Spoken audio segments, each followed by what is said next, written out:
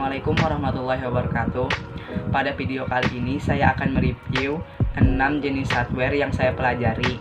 Di antaranya yaitu 1. Casing. Casing CPU komputer adalah rumah yang berbentuk kotak yang berfungsi melindungi komponen komputer yang agar terhindar dari kerusakan. Casing CPU terbuat dari beberapa bahan, umumnya terbuat dari stainless dan plastik, namun ada pula yang terbuat dari tempered glass seperti casing CPU games. 2. Power supply. Power supply adalah salah satu hardware di dalam perangkat komputer yang berperan untuk memberikan suplai daya. Biasanya komponen power supply ini bisa ditemukan pada casing komputer dan berbentuk persegi.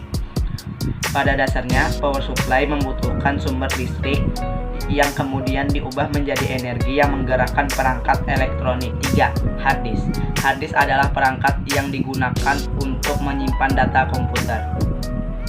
Semua data yang ada dalam komputer, baik itu dokumen, gambar, data sistem, OS, aplikasi, akan tersimpan dalam perangkat ini.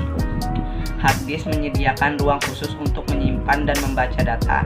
Perangkat ini bersifat non-volatile yang memori, yang berarti data yang kita simpan tidak akan hilang meskipun komputer dimatikan. 4.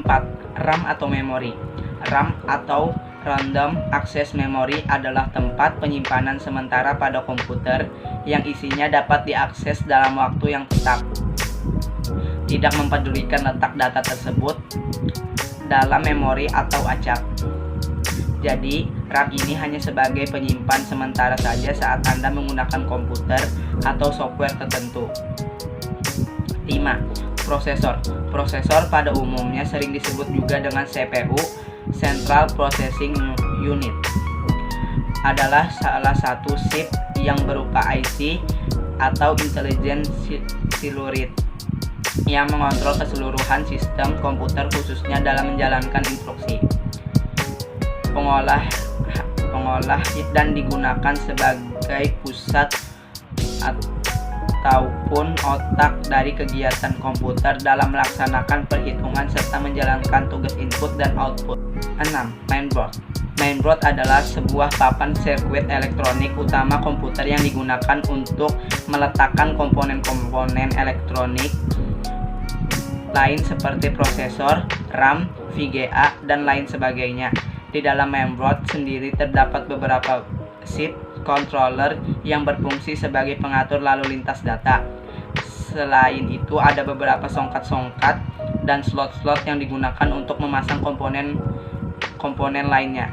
Terima kasih, sekian dari saya. Wassalamualaikum warahmatullahi wabarakatuh.